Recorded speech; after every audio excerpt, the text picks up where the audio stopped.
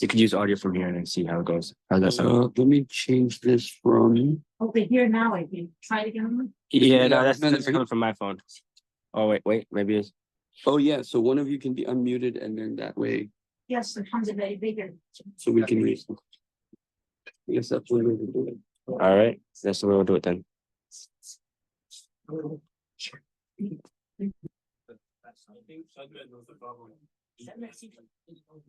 Maybe you can help me. Shotgun, do you want to do problem solving? Right, yeah, you could just use it with this.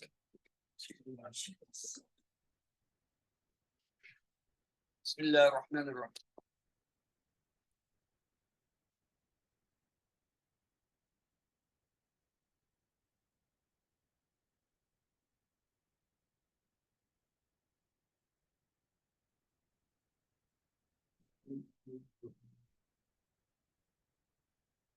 Am I wearing this?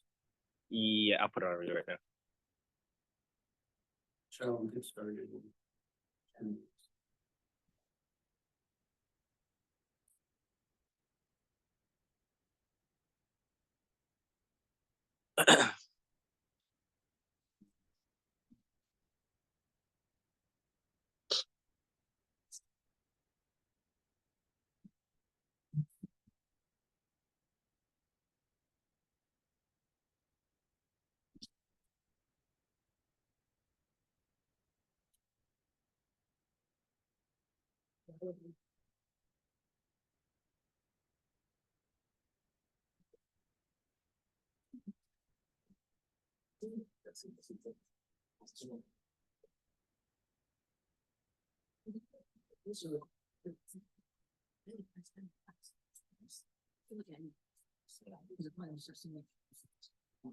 Whenever you're ready, you can start.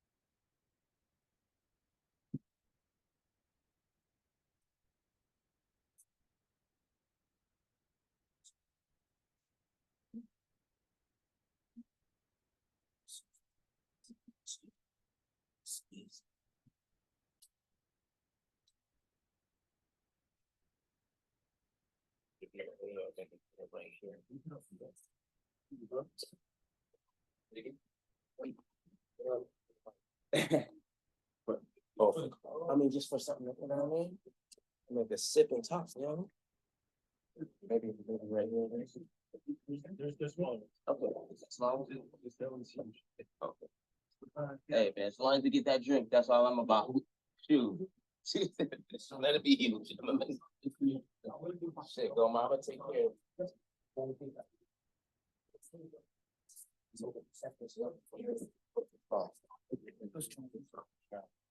You just come and sit.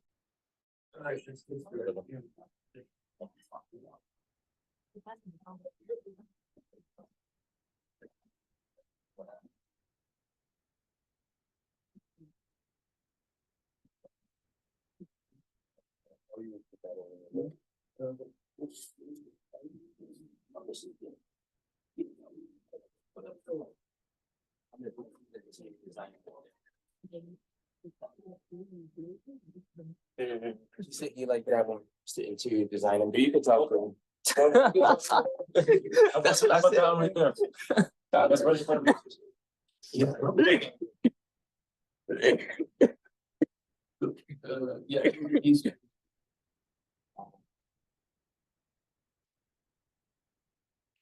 so yeah. That's actually right there. You would have to send me. Online, there's plenty of them. These are all the participants online, but you only have 3 of them on yours. Right. So We're gonna have to do it. this is your Zoom link, right? Right. Okay, so is there a way that you could you have No, you're gonna have to send them a link from here to here. And tell them to join here. okay. Okay, what's the link for this then?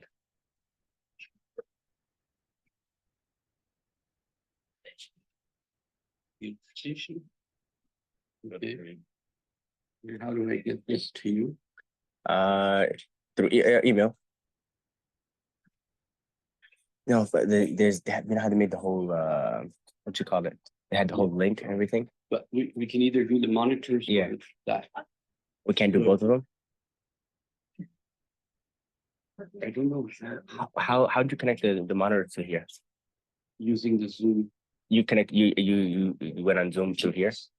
I used my username and password You from my here laptop to the screen. he's on his personal meeting of Zoom meeting. Okay. And everyone else is on the other Zoom. We meeting, connected so. the monitors with. Yeah, my so Zoom. connect so. Well, what if we connected these to could this has Zoom on? Or if I send you the link or you can't. Oh, I could probably do that if you send me. Oh yeah, I got you. I'll send you the link right now. Through WhatsApp, Um, and then we no, can make you the owner. send it to me on Universal School. Yeah.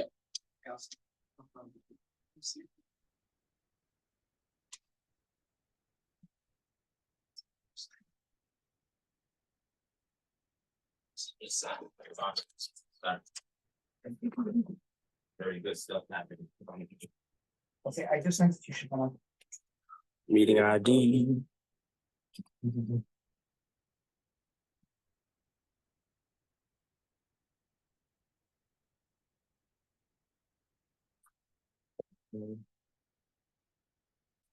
It's Overload at my Universal School, right?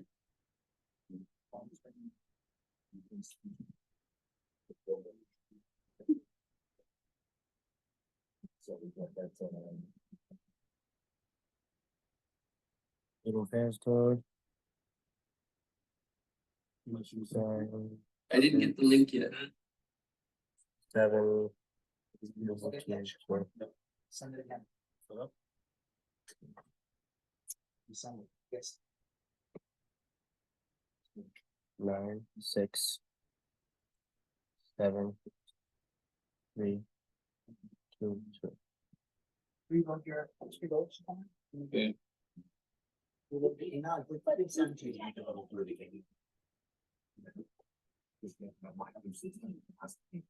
Recording in progress.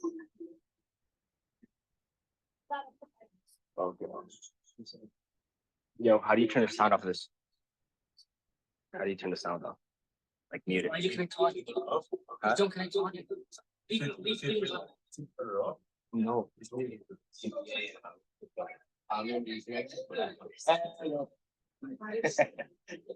I sent you an email, get reply from there because I'm not getting it yet. Sure.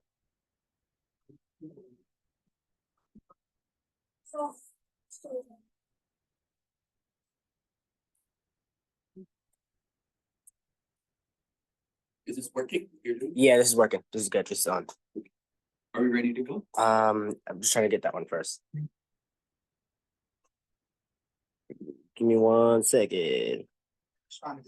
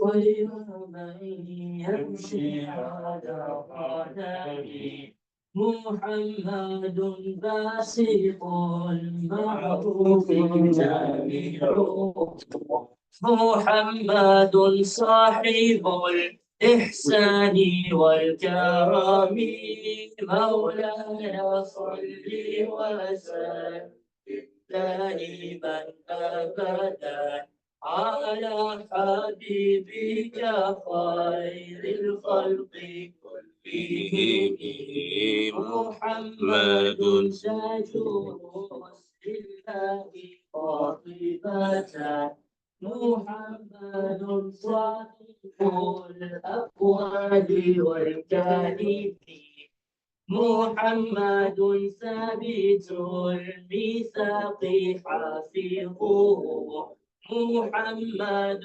طيب الأخ والشيام مولاي صل وسلم دائما أبدا على حبيبك خير الخلق كلهم محمد يا الله النور طيلته محمد رويت بالنور طيلته محمد رويت بالنور طيلته محمد لم يزال نورا القدم محمد حكيم بالعدل ذو شرف محمد معدن الإنعام والحجاب مولاي صل وسلم دائما أبدا على حبيبك خير الخلق What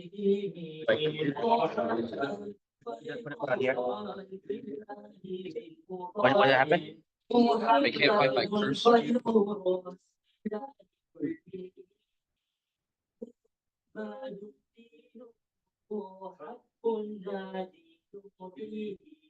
محمد مجملا حقا على مولاي صل وسلم دائما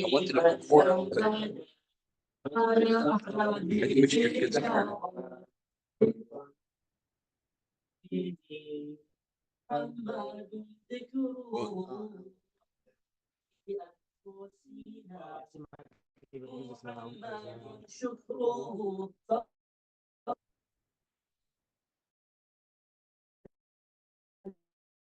للأمم أمتي وأممي مولاي صل وسلم دائما أبدا على حبيبك خير الخلق محمد سيد قامت مناقبه محمد صاغه الرحمن بالنعم محمد صفوة الباري وخيرته محمد طاهر من سائر الجهال مولاي صل وسلم دائما أبدا على حبيبك خير الخلق كلهم محمد ضاحك للضيف مكرمه محمد جاره والله لا يضاهي محمد طابت الدنيا بإحساسه محمد جاء بالآيات والحكم مولاي صل وسلم دائما أبدا على حبيبك خير الخلق كلهم مولاي صل وسلم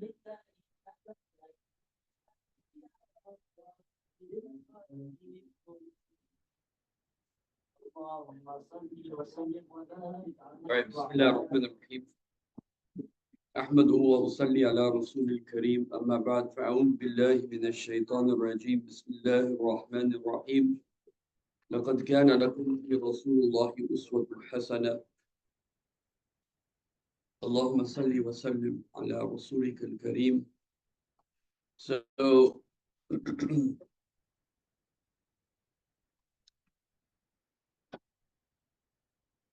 I'm wondering if I should summarize what happened in the last seminar or if I should just continue. I think I'm just going to continue. First, I want to talk about typical triggers, the most common types of triggers that happen amongst couples, baggage, and the type of communication needed for those types of triggers. These are the, you can say, personality types that are harder to work with. I want to deal with that first before I go into the actual interaction between husbands and wives and how to resolve conflicts. So, Bismillah. So there are three broad personalities that are associated with specific types of communications that are needed. Number one, apathetic spouse. Apathetic spouse is a spouse that doesn't show empathy. Well, we'll come to that. Disconnected spouses and abusive spouses. So we'll look at these three categories and its subcategories in some detail, and you'll see why this is important. Okay. It's a myth that if you solve your problems, you'll automatically be happy. This is an assumption, a very big myth of marriages. We need to teach couples that they'll never solve most of their problems. Most problems have to be managed. The problems that can be solved are usually solved after one or two fights. The problem is the problems that reoccur in the marriage over and over and over and over again. Those are the real problems, when the same issue keeps coming up. And that is usually what leads to the deeper problems of a marriage. So it's a myth that if you say, okay, if I solve my problems, there's no such thing per se. You'll automatically be happy. We need to teach couples that how to deal with each other, knowing you still have problems. And what's very important is that when you're arguing, your first stage of arguing is not to solve the problem. The first stage of arguing is to be able to communicate in a way where the problem is not necessarily solved, but where you have now clashed, but you leave each other still in a positive way. Do you see what I'm trying to say? So when you clash, now there's a chance things might get better or things can get worse. So you want to manage that clash in a way where you leave off feeling not too bad about each other. That's the first stage. And that's the stage where most people fail. Because each person, the husband's like, I know what to do to solve this problem, but the wife doesn't agree. And the wife sometimes feels the same way. That I know what, just do this and we'll be fine, right? Just do this and we'll be fine. We'll come to that, inshallah. Now, there's certain, what does it say? Okay. Apathetic spouses, irresponsible spouses, workaholic spouses, and depressed spouses. Now, these cases that I'm showing in the very beginning, these are the most difficult, like you'll see the 9 categories, I think there. These 9 categories are the more difficult. And they have something deeper in it that's causing the person to be that way, meaning something in their history, something in their situation, so that even when a normal conversation is happening, these things are in the back of the person's psyche, affecting how the conflict is going. So let's take, for example, disconnected spouses or uncommunicative spouses, unfaithful spouses, alcoholic and drug abusing spouses. Now you may think that's, oh, not a big deal, but it really is in the Muslim community also. Abusive and controlling spouses. So of course, controlling spouse, verbally abusive spouse, physically abusive spouse, and then sexual abuse. I'm not going to touch on that really, but it is an important subject. Okay, look at the following 4 statements. Answer them honestly with true or false. Now, last time I made a statement that was very important that I want to repeat, that I think is worth repeating, is that I am not my feelings. Okay, but today I'm taking the same point from a different perspective, which is that my environment, hold on, let me move this, I think.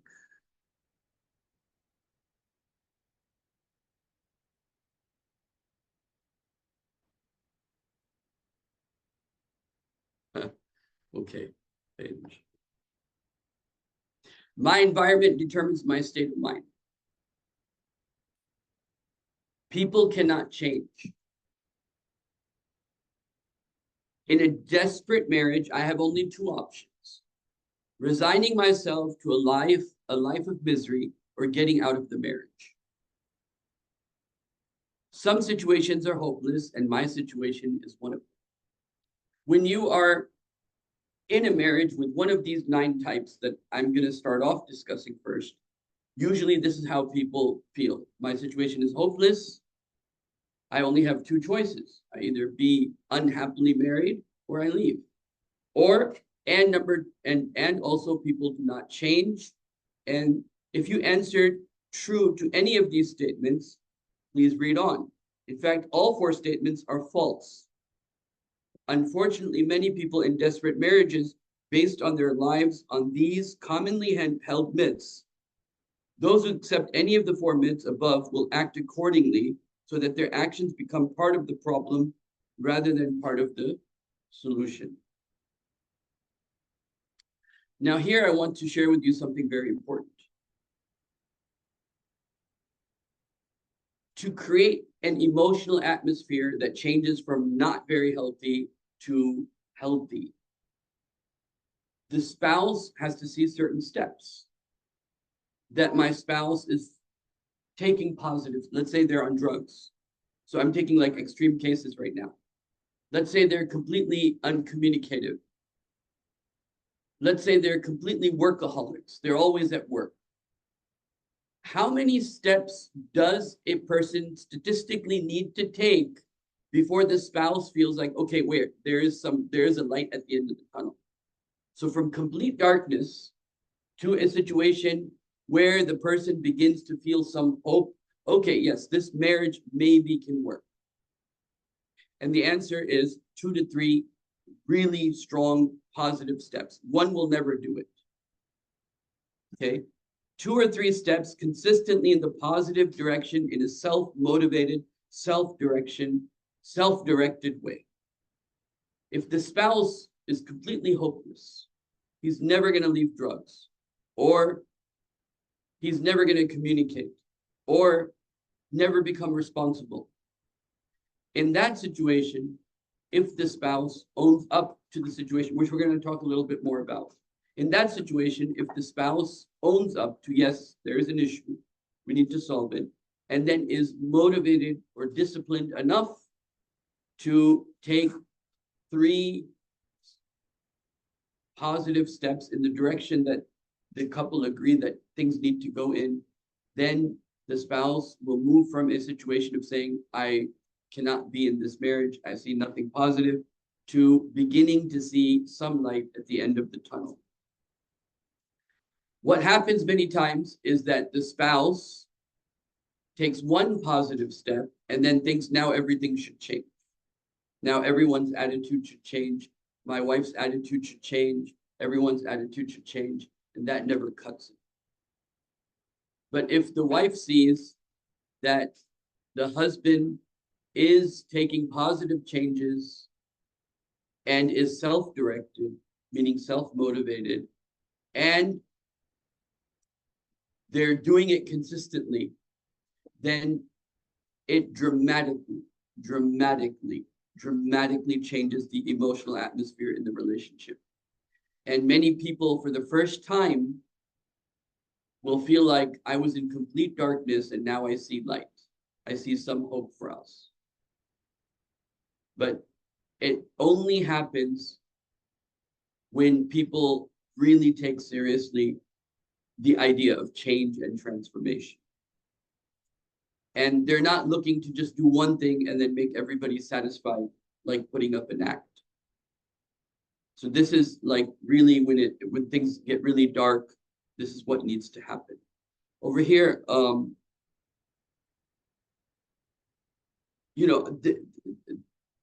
okay, I'll go into that inshallah. Okay. Abusive and controlling spouse. Again, I don't want to go into too much detail because I want to go to the main topic, which is the other slide, but I just wanted to mention this because I think it's important to have all of a very large number of people nowadays fall into one of these categories where it becomes very hard to resolve the issues of the marriage. So abusive and controlling personality, what is that like? Dominating person, not in control with emotions. Usually they're very goal-oriented. Just do this and everything will be fine. Ready to argue, and they're very task-oriented, dominating personalities. Man achieves his goal after marriage. That was a goal he had, and personality changes because there's another goal. Marriage was a goal, he achieved it.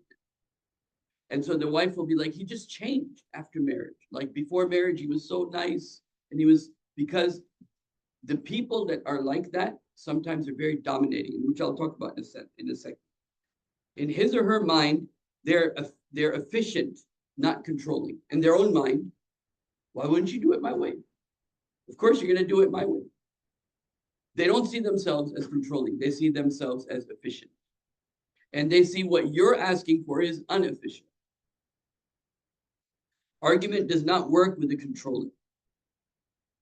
So a controlling person would be somebody who is, for example, I got the best price, or I got the best water filter, etc., etc.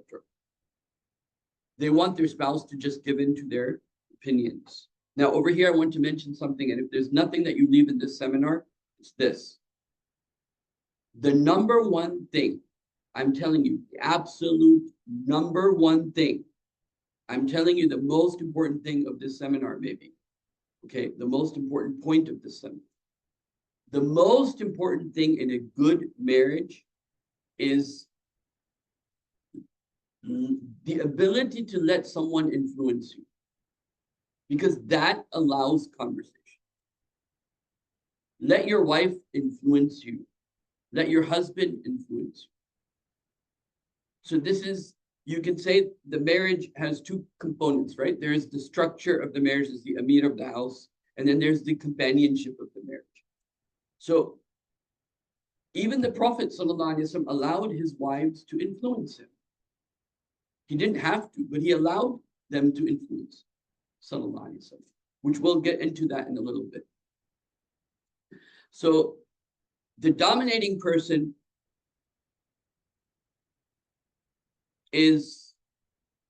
sees himself as very efficient, and he doesn't want to be allowing himself to be influenced by other people.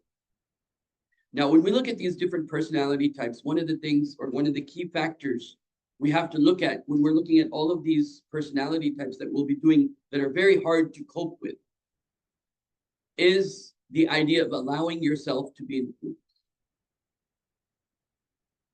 So there are many reasons why people put themselves in a position where they don't want to get influenced, which I'll come to in a second.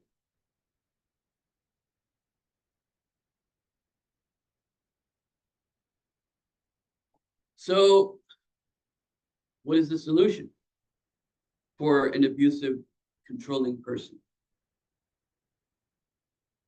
Number one, obviously, the person who thinks they're very efficient, they always think they're what?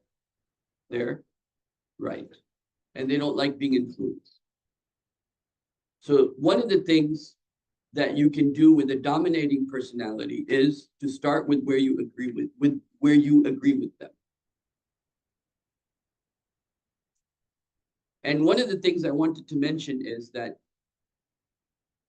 there are certain personality types they need, and this is a whole conversation in itself, but they need something we call tough love.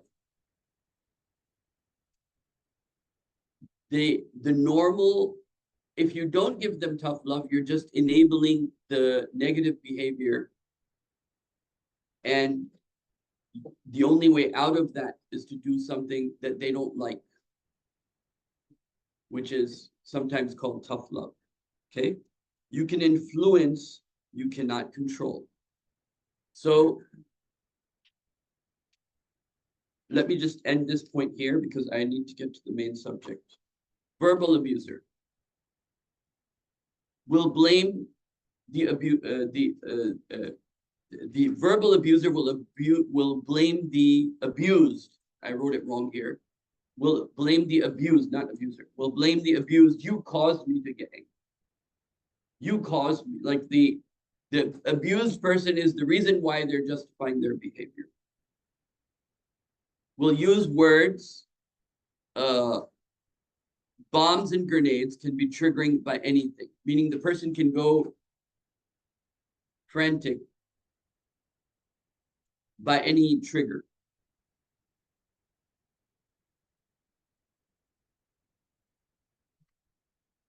What to do if you're dealing with a verbal abuser, or really anybody that is one of these 9 characteristics.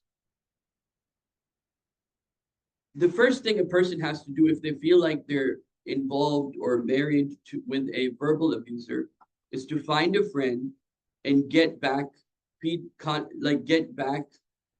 get feedback that this is happening in my life.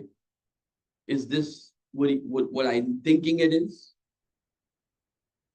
But you should go to an honest person who you trust,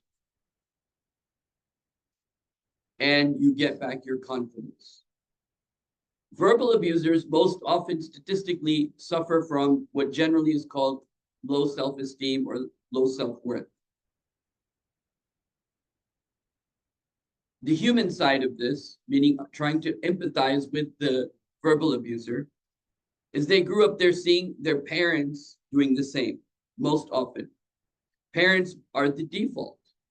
And you'll see this in these 9 categories again and again. Lamb versus lion, what I mean by that is that before marriage, it might have seemed like they're very nice, and then after marriage, they've become like totally different personality. So how do you deal with a person that is lamb and lion? Oh, wait, is that how it's, can you like make that screen small? No, my screen's fine. Yeah.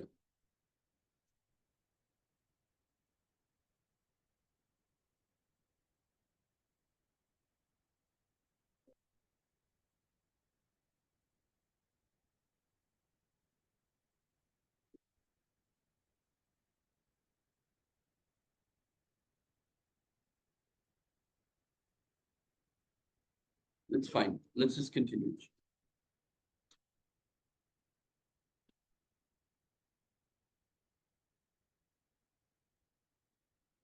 Yes, change it.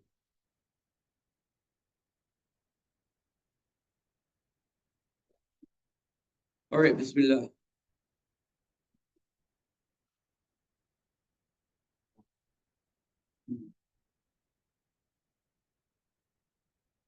So, Bismillah. Most likely, verbal abusers, they grew up in homes where they saw their parents using verbal abuse, and then that's how they go to their default of verbally abusing others. What's the solution? Feed the lamb, starve the lion. This is what I'm trying to say. There's certain personality types where there is no solution other than tough love, or the exact opposite of that, as you'll see. Only when you understand, okay, wait, there's a lot of verbal abuse here. This is like a non-starter. There is physical abuse here. It's a you have to start with very tough premises. And until the husband or the wife is willing to make significant changes, things aren't going to get better. What happens is that people get into a big fight, and then there's a calm. Then there's a big fight, and then there's a calm. And then there's a big fight, and there's a calm. So when there's a calm, people hope, okay, I hope the big storm won't come again. But guess what? It comes. It always comes. And you always hope it won't come, but it's going to come. And then you get to a point where it's complete darkness, which is what I was talking about. But that's why you have to use tough love at that point. Because if you get into complete darkness, that really throws everything off. So verbal abusers, you need to get support. You need to talk to family. You need to talk to a sister. Come to the house, get your stuff, move out, whatever you have to do to then be able to be in a place. Generally, abusive people don't stop until the wife says, I'm saying wife because most of the time it is the husband. That is not to say that women don't abuse men, they do. We'll come to that too. But at least like really harsh verbal abuse, very aggressive verbal abuse, physical abuse usually is men, okay? And so now what is the wife gonna do? She's gonna say, okay, well, let me wait till the next big fight, or do you take steps now? The only thing you have to do is to sit with somebody and verify that what you're feeling, if it's right. If what you're feeling is right. You need to get feedback to tell you you're not going crazy. Because the person that is dominating or the verbal abuser will always tell the abused, you're just imagining it. It's because of you. And sometimes women begin to believe that. Okay. So you either make a strategy together with the husband using tough love, or you have your own strategy. So I wrote here, make a strategy together or make strategy alone. When you hurt me with harsh words, I'm going to take time. I'm going to go away. I'm not leaving you, but I need to heal. It's very important to let the person that is abusive know how you're affecting them, which I'm going to talk about in more detail. Break the pattern together or alone. So the pattern of abuse needs to be broken.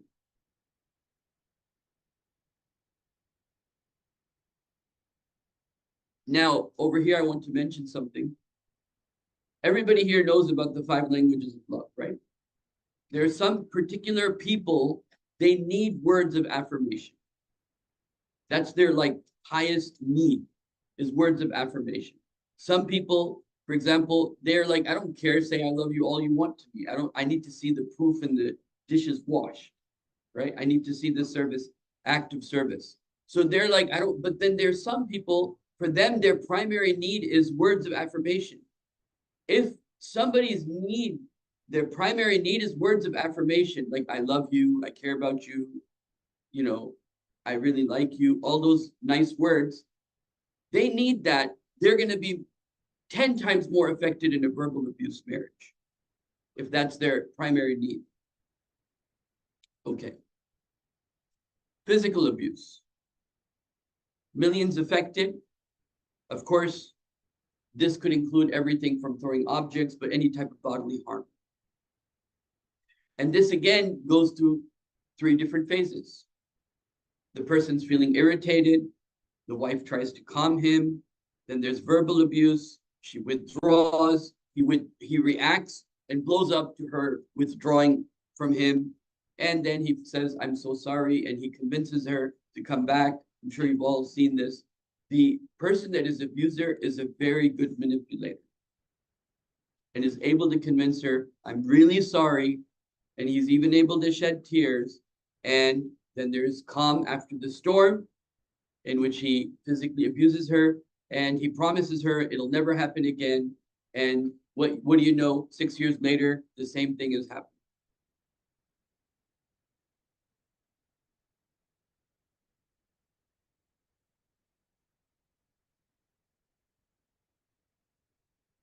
Okay.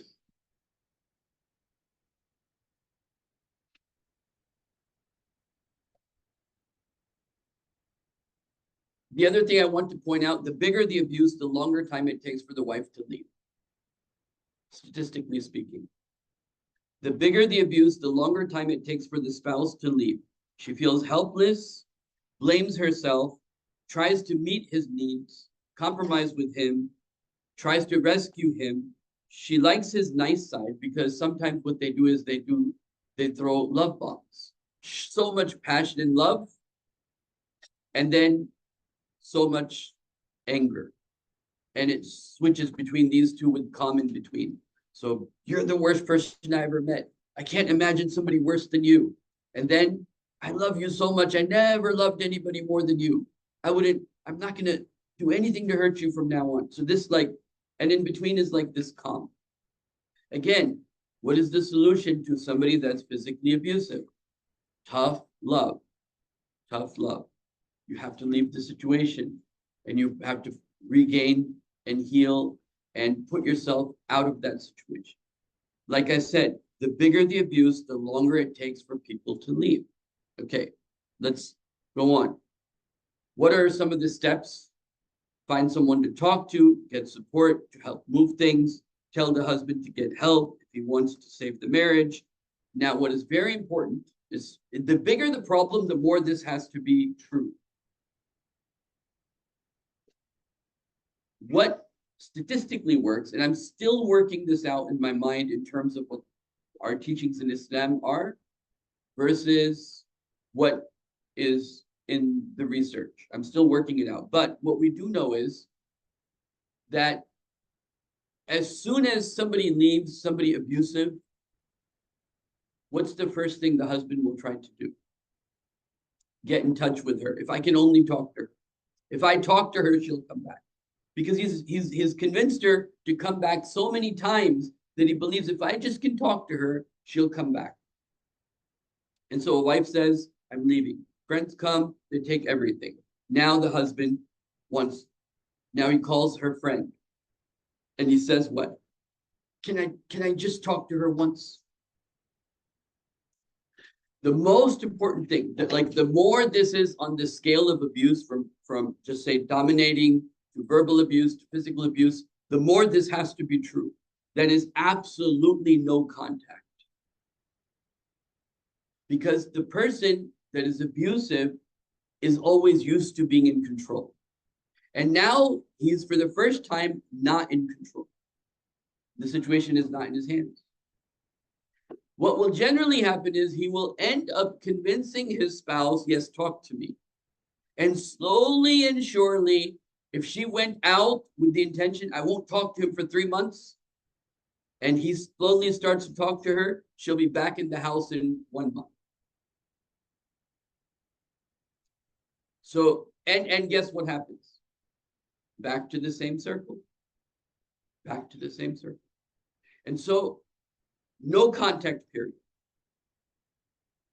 Learning about the trigger and what causes it, the abuse of this type is wrong and sinful. Low self-esteem. Usually things like this, like dominating personalities, verbal abusive, physical abusive, they've all shown these are generally people that have low self-worth. Okay. Learn methods of resolving conflicts. They have to do that. So there's homework that they have to do before anything can be done. Like it could be anger management classes, even though I've never really seen them really work. There are other things that are more effective in my mind. And at least 4 months before you go back home, if the homework has been done. But the most important thing couples have to learn is how to fight right. And that's what I want to focus on. That's like the main aspect of today's whole discussion is going to be how to fight right. And even after the spouse comes back home, after 4 months, after 3 months, after 6 months, whenever it is, there still has to be feedback every 2 weeks in the beginning, and then maybe monthly for a little bit, a good anger management program, so on and so forth. Remember the point I made about 3 positive steps. The abusive person or the person that's hurting the marriage acknowledges it and starts moving in a direction where the total darkness can change the emotional atmosphere of the marriage if they start taking self-directed directions 3, 4 steps in the positive territory. And then the wife would be like, wait, I think this marriage can be saved. Sexually abusive, I'm not really going to mention much about that, but I'll only mention this. A lot of people, even in the Muslim world, they get sexually abused, and that affects them. Because of being sexually abused, you can't imagine how many sisters have told me, my uncle did this to me, or my such and such did this to me. And then they get married and they don't want to be close to their husband. They have a hard time showing affection. They have a hard time, being close. And so that doesn't need tough love. That needs the opposite. That needs healing, which I won't go into right now. Disconnected spouses. His need for freedom versus her need for love. Okay?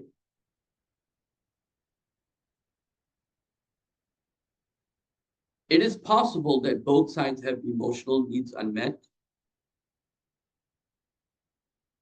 Sometimes what happens is people are silent because that's how they get what they want. Because the wife sees or the husband sees, oh, she's not talking, he's not talking. So the wife says, okay, let me do something that'll make him talk. Let me give him food or something. Over here, again, love languages are very important.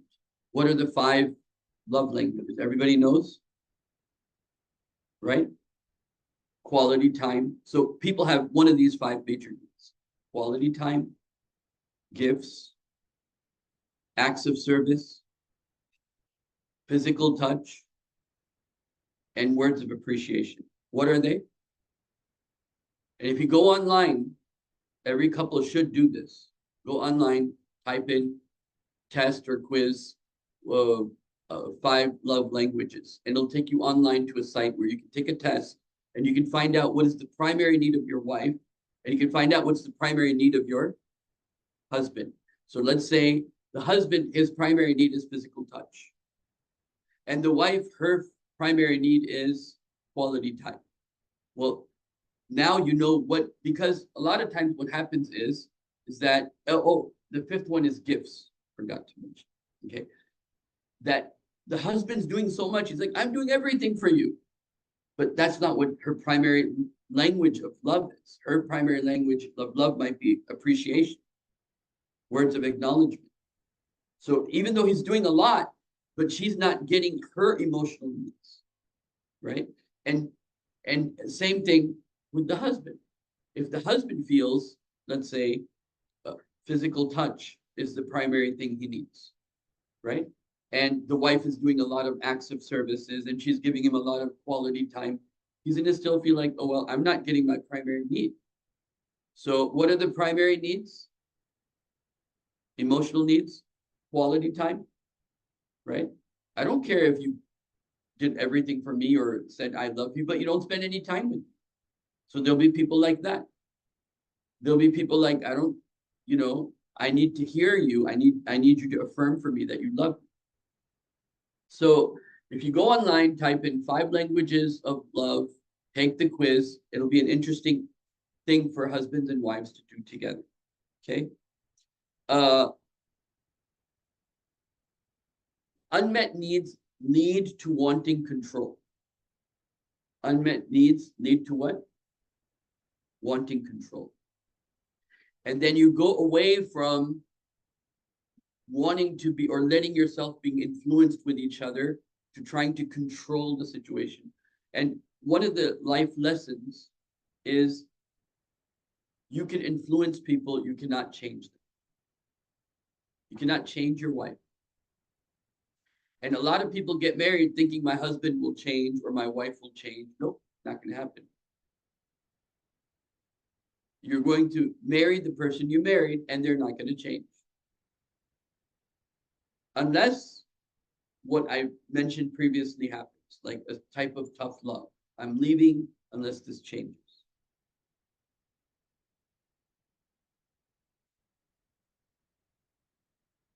When primary needs are not met and the person is disconnected, then they get even more disconnected. And then it becomes, instead of a we-ness in a marriage or us, or we are a team, it becomes me against her. And I'll talk more about that. And then, you know, there's negative statements, there's complaints and outbursts, and most importantly, lack of listening. Okay, let's continue, because this is not the main subject. Unfaithful spouse. There's a lot of unfaithfulness going on in the Muslim world, a lot. Important to have an honest conversation on every. Let me give you the peanut story. Okay, the peanut story is there was a lady. Her husband bought her the best peanuts in the world. The husband bought her the best peanuts in the world.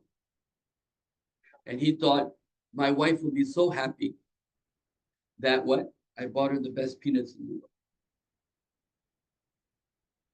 Well, something happened and he barged into her room. And she had the camera on to record him when he is angry. What happened is she had told him, I'm allergic to peanuts. But he wasn't listening. So when she got that gift of the peanuts, she put it on his bed. So he crawls into his bed and full of peanuts. So he comes now barging into her room and she has the camera ready to show other people, see, this is how he behaves. So listening is very, very important. So all that hard work of getting the peanuts, best source peanuts in the world, you're not listening. Have you figured out what your spouse's emotional needs are? So unfaithful spouses, what happened? I mean, there's a lot to be said on this too, but I'm just going to leave it at this. Pornography is also infidelity, and there is a lot of that in marriages. Okay, let's continue. Alcoholic and drug. I'm just going to say, out of all of these categories, the hardest one to deal with is the drug abuser. Because the drug person will sell their parents to get their drugs. They'll sell their parents. They're the best manipulator, the best con artists. They will convince the mother or the spouse that, oh no, that was just that other drug. It wasn't this drug. And they'll be able to take people's money away and then say, oh, I don't know where the money went, because they're desperate. Alcoholic, and in this, nowadays, I will include social media and gaming. So for unfairness, I'm adding what? No, for unfairness. For infidelity, I'm adding pornography. And for alcoholic and drug abusers, I'm adding gaming and being stuck with social media. Okay. They will not change without tough love. These are the groups of people that will not change without tough love. Depressed spouse. There are two types of depression. There's another word for this. I couldn't remember it. So I just wrote down clinical depression, which is more commonly known. There's situational depression, which happens to every human being. And even though modern psychology looks at depression as a bad thing, it's not necessarily a bad thing. This is just part of human nature. He's the one who makes you laugh. He's the one who makes you cry. So situational depression is not bad in itself. but very normal and in fact needed. Then clinical depression. These are people who need their self-worth back. Usually depression happens. I don't know if this is true, but this is what stats show. I don't know if it's true because that hasn't been my experience. But anyway, the statistics show that people fall into depression after a loss of a loved one. But Allah knows best. So there's clinical depression and situational depression. They need words of affirmation. They need words to get their self-worth back. They need a lot of positive interaction. So now what happens in depressed spouses, one spouse is normal, the other is depressed. So let's say if she's depressed, he comes home, everything is in disarray. He's angry with her, but she's depressed. So instead of healing her, he ends up hurting her and taking her into darkness even more. And I can give you a scenario where this actually happened in a case that I know, where, the husband comes home and he's like, I don't know what's wrong with, just snap out of it, just you'll be fine. And the husband was making the situation worse. And so, having said to the husband, well, I don't want your wife to feel like me and you are going to gang up on your wife, but it seems like that she's depressed. So maybe have her call me, see where it goes. She calls, and as depressed people, they're on the phone with you, but they don't think nothing's going to change because all they see is darkness. But anyway, moving on quickly. So the situation became better. Again, same thing. In this case, the person themselves made changes that were significant enough for themselves to see the light in themselves. Okay, yes, there's a road at the end of this tunnel. Workaholic spouses. Workaholic spouses generally have low self-esteem. They're conflict avoidant sometimes. That's the reason that they're not coming home. Sometimes, and believe it or not, this is actually very interesting. I think it was 66% of the people, there's usually some conflict with people regarding their dreams. You can't fix that.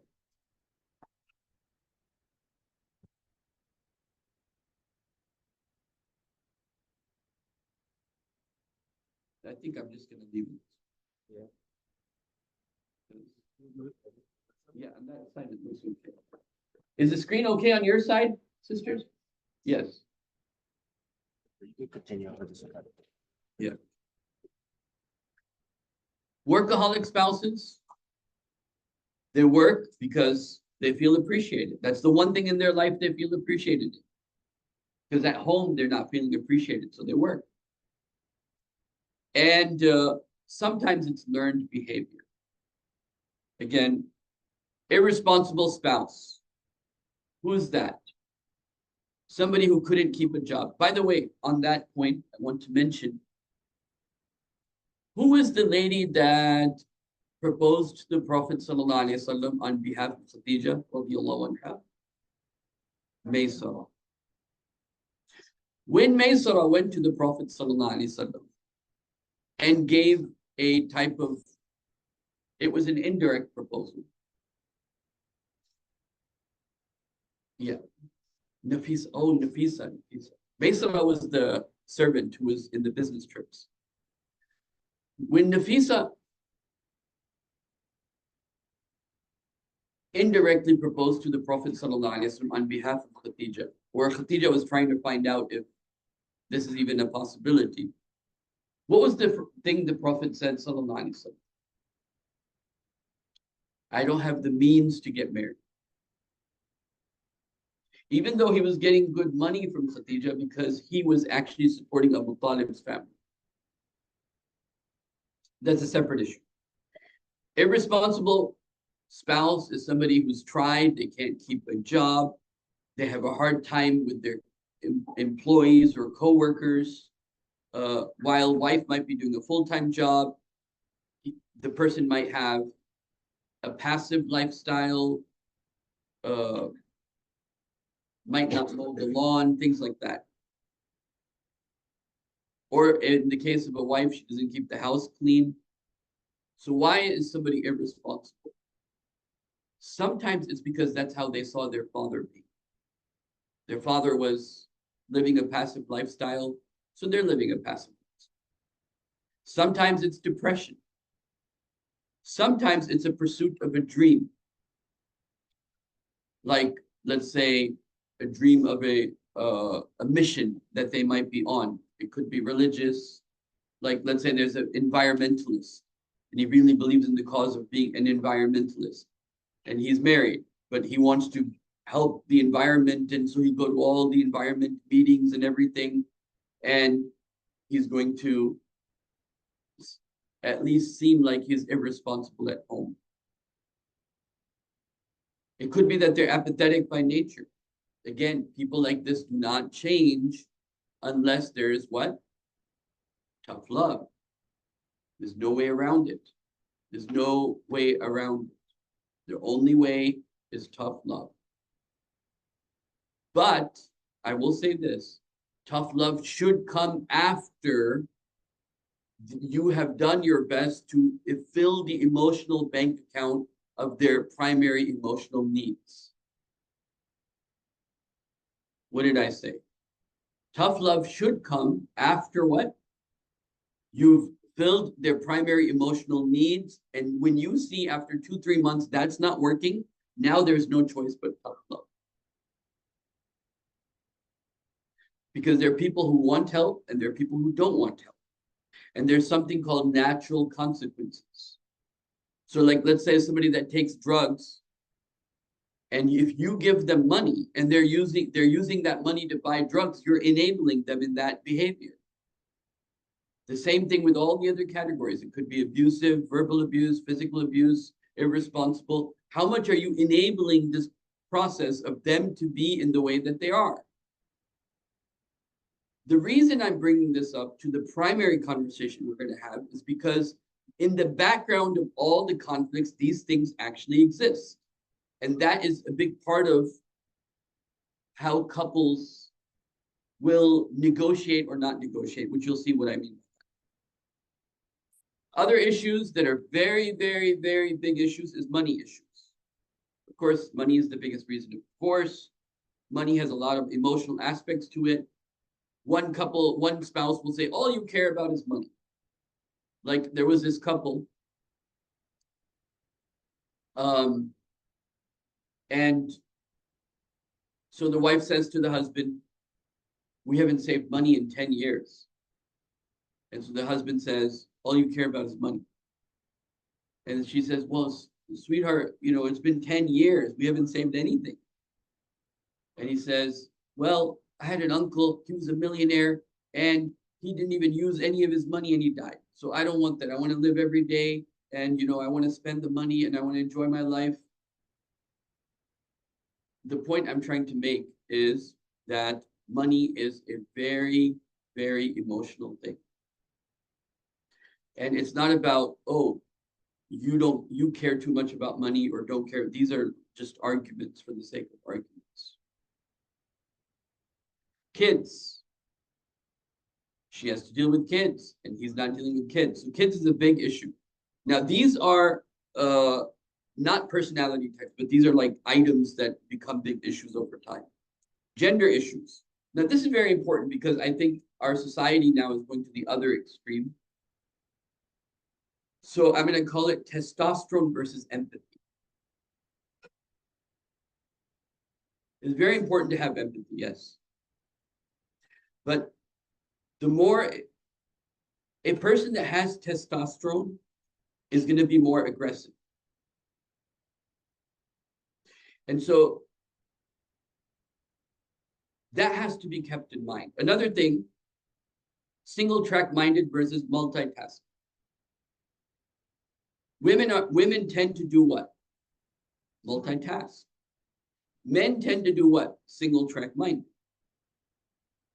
So this becomes another conflict. These gender differences need to be kept in mind. Your spouse cannot be everything or everyone.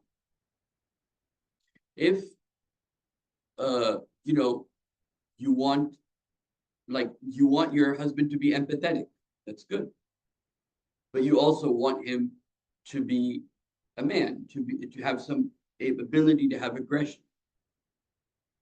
So, you know, you won't like it if, for example, if the husband's in front of the mirror 24 hours, right? So, like, you can't have everything. And that's one of the things that you have to understand, that gender issues limit a person, whether it is because they're single track minded, or in the case of a wife, she's multitasking, or testosterone versus empathy. The testosterone for men would come first and then empathy. Anyway, we'll talk more about that later if it comes up. Okay, now I want to go to the main conversation.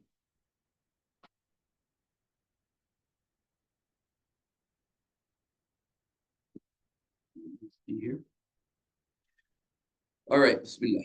So last time, this is the slides I was going through, but I wanted to predicate my conversation on communication styles with this type of personalities that are, like, let's say, on the extreme, but they're not on the extreme because it's mainstream, because it's so common,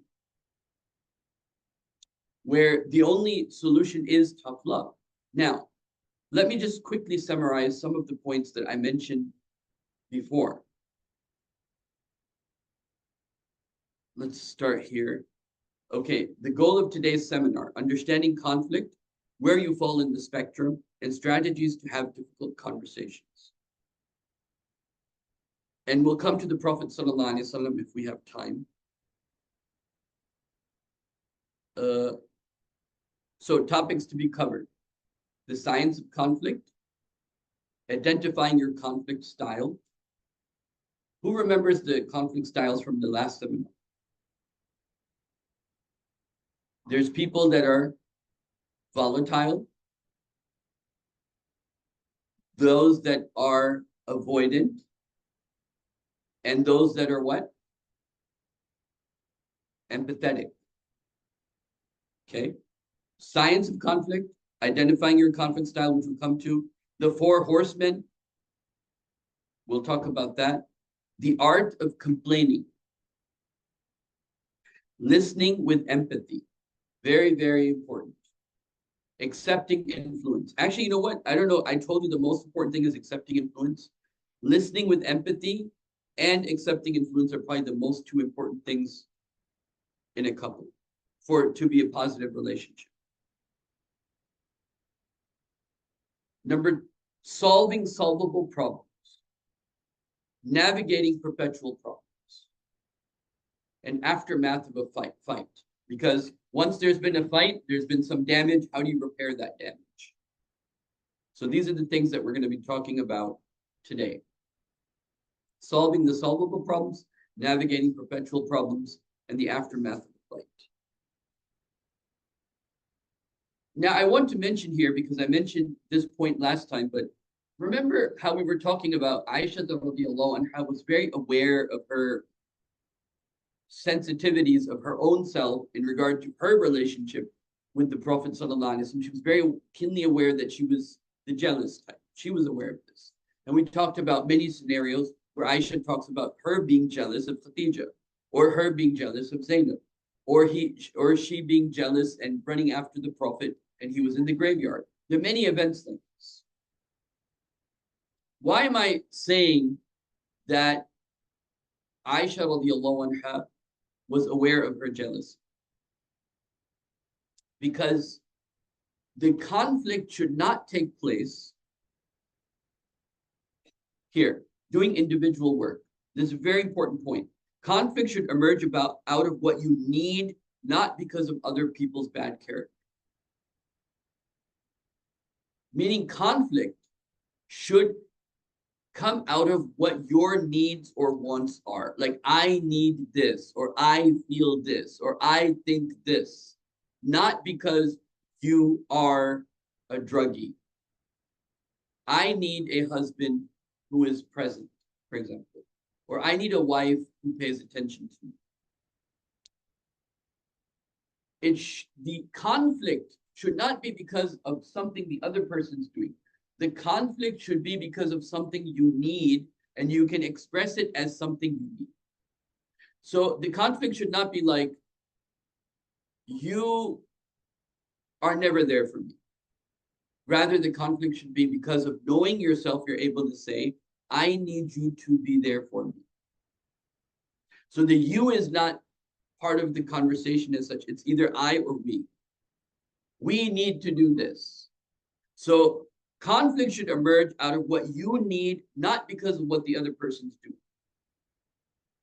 And it should be expressed because that is not only better in terms of knowing yourself, but it's also better in terms of how you engage other people in the conflict itself.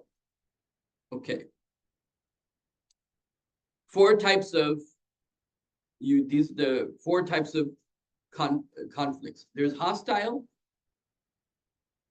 volatile, avoidant, and validation. There are couples who validate each other. There are couples who are avoidant from one another. There are couples who are volatile. They're crazy. And I asked last time this question, which one do you think does the best? And most of you said those couples that validate each other. And what was my answer? Huh? No, it doesn't matter. As long as you're not hostile. You can be volatile, like, you know, the Arab couples, okay? You can be avoidant, like we are not going to talk about our problems. Or you can be validating. All 3 types can have great marriages. All 3 types. The type that is in trouble is the one that's hostile, where there's a lot of criticism and contempt and defensiveness and stonewalling. Stonewalling meaning running away and not talking about the situation. Being able to identify the 4 horsemen in your conflict discussions is necessarily the first step to eliminating them and replacing them with healthy, productive communication patterns. Okay, let's continue. Criticism. Criticism strikes at the character of your partner or your spouse. It feels like a personal attack. Whether or not it's intentional, when you're critical, you take your anger off the situation or the issue and aim it at your partner. The target becomes your partner as a person. Examples of criticism. You never help around the house. You're always taking her side. Why can't you be more thoughtful? So criticism is a big no-no in a relationship. Number 2, contempt. Over time, criticism becomes contempt because now you've convinced yourself that what you're thinking is correct. It's like I'm talking to a child. How stupid could you be? You're just an idiot. So if this is there, this is a conversation that cannot happen. Defensiveness is very bad because once you attack and the other person's in defensive mode, they're not going to be open to an empathetic discussion. They're not going to be in a situation where they're willing to be influenced. They're not in a situation where they're willing to listen. Okay, maybe you have a point. Let's assume your partner asked, why haven't you mowed the lawn yet? Examples of defensive responses could be, why are you nagging me about the lawn? You know I have a million better things to do. I said I'd get to it, leave me alone. Oh, like you were supposed to vacuum the living room yesterday. Okay? Check out. When there's a lot of criticism, a lot of defensiveness, a lot of contempt, then people just check out in their marriage. Because human beings naturally don't like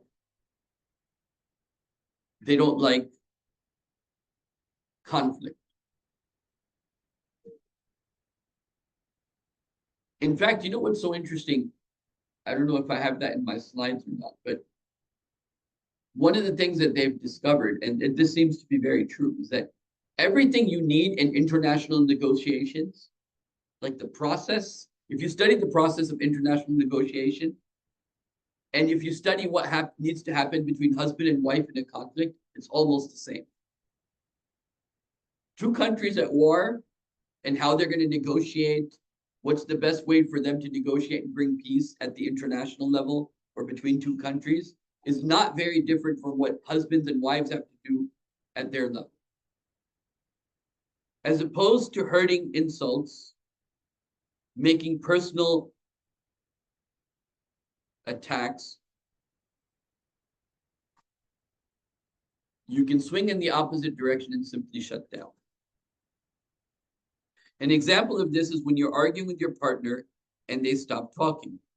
They stop looking at you, stop responding, and they just move on to something else because they can't take it anymore. Now, what are we fighting about? So there's a conflict. Couple are volatile. They're very aggressive, but that doesn't mean it's a bad marriage. It's the process they take in the conflict that's important. Whether it is an aggressive way of fighting, or whether it is an empathetic way of fighting, or if they're avoidant, avoidants are interesting, but if they're avoidant and they fall into a conflict, what they do in that, the process of the art of argumentation, how to fight right, is probably the most important. You know, people get married, and there are two things that cause a marriage to go bad. Either because they don't know how to fight right, and that just makes every conflict worse, or they just simply got disconnected. They didn't even fight. They just got disconnected. Because you're a different person after 5 years. And if you do a test when people first get married, how well do you know your spouse? And if you do a test, they'll score high. 5 years later, they'll score low because they don't know their spouse anymore. Like the peanut example I gave. So once they're in the fighting mode, the language changes, even for little things. Like, for example, saying, I guess I'm doing the dishes again, right? Instead of asking for your need. Can you please do the dishes for me? People don't, because they already expect negative answers. I guess I'm doing the dishes again. And that's very important. It's important to ask. If you have a need in marriage, ask for it. Don't assume that they're going to read your mind and do it. What happens is we don't even ask, and then we justify in our mind, see, he wasn't going to do the dishes. I knew it. You didn't ask, and then you said, I guess I'm going to do the dishes. And then you justify in your mind, see, he doesn't do the dishes. But if he just asked, maybe he would have done it. This is called the bidding process. I'm not going into that right now. Every issue becomes magnified. There is an original desire, need, dream not met. Something. Shukran. Thank you. Let me give you an example. Two. One for you, one for me. Can I get beef? Do you have beef or only chicken? Chicken. It's good. It's good. Thanks. Huh?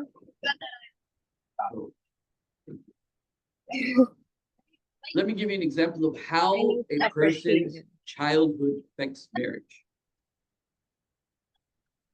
There was a husband and wife. I don't think I need any spicy. Oh, sorry, I did it again. I saw that.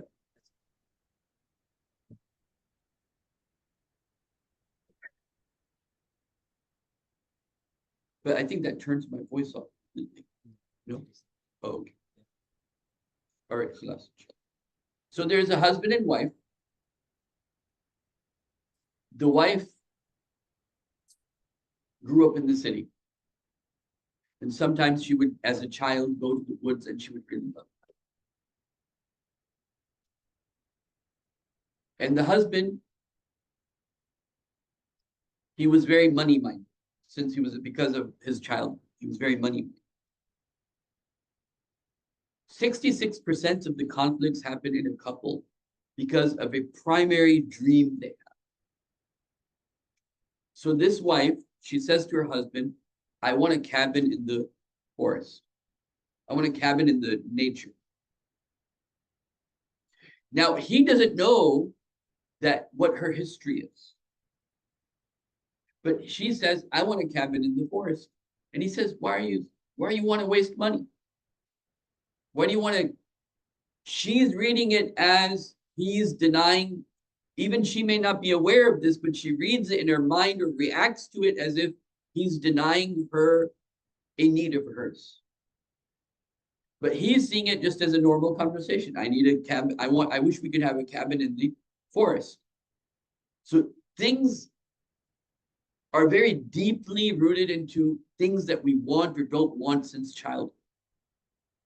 And sometimes those conversations don't happen in a couple with a couple. Like my mom was like this, or my dad was like this, or I really enjoyed this, or I really wanted this, so on and so forth. I'll come to that in later. But I was only saying this, there is an original desire, need, or dream not met. And I said 66% of conflicts happen anchored to some sort of dream a person has. Then the conflict is like a rolling stone. It becomes bigger and bigger and bigger. And absence of conflict. So I was saying here, absence of conflict does not mean people are happy. Conflict is connection. So if you don't have conflict, it's not necessarily good either, because it just means you're stewing on the conflicts, not you're avoiding the conflict. Because we want to avoid conflict, we bring them up the issue too harshly at the end. This is also what happens, is that people feel like I'm stepped all over, and then they're like, I can't take it. This is why I say the rule of marriage is if you have a need, ask for it. If you have a need, ask for it. You want him to do the dishes, ask him to do the dishes. You want her to do something, make you tea, I don't know, ask for it, right? No conflict couples. Research showed couples that had no 3 horsemen or 4 horsemen, meaning they were not criticizing each other, they were showing each other respect. There's research on both sides. So there's the research on the side of showing respect, and then there's research on the side of the 4 horsemen. People that will criticize, show contempt, become defensive, stonewalling, and all that. So no conflict couples, they avoid conflict, both the husband and the wife, but they had no humor. They had no interest, no partnership, ended up in divorce. When couple has more conflict at start, they actually had less divorce because they learned how to fight. And as time went by, they had less conflict. Just because if you got married and you're having a lot of conflict doesn't mean the marriage is bad. I have a lot of couples that come to me, they got married, it's been 1 year, 2 years, there's so much conflict, I don't know what to do. Doesn't mean it's bad. It just means you're going through a process that could become better tomorrow. Anger, again, not as bad as sometimes people make it, as long as there is showing anger, but you're not criticizing, showing anger, but you're not showing contempt, showing anger, but you're not being defensive, showing anger, but not stonewalling. Take that with a grain of salt for a second. Okay, what? Huh? Salat. Oh. Yeah, we have to go for prayers. We'll be back here at 1:50. Oh, is that what it is?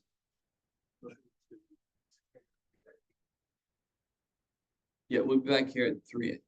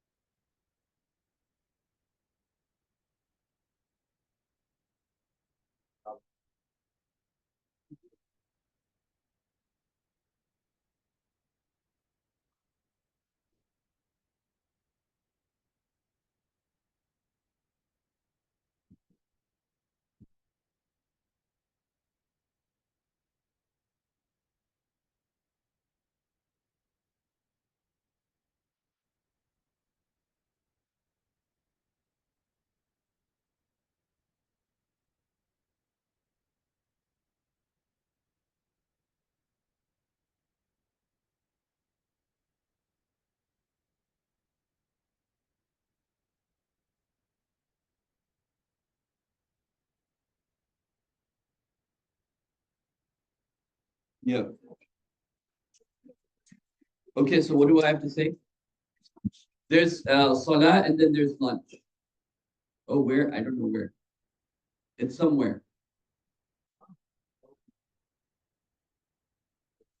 Okay, we have to go first.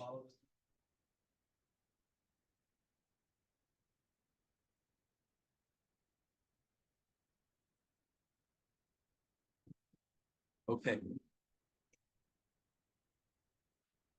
Well, everybody's out, so. Shut up. I think everybody will come here at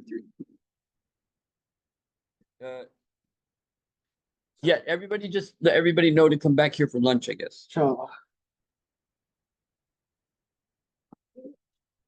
Was it too boring? No. Or was it okay? Actually, no.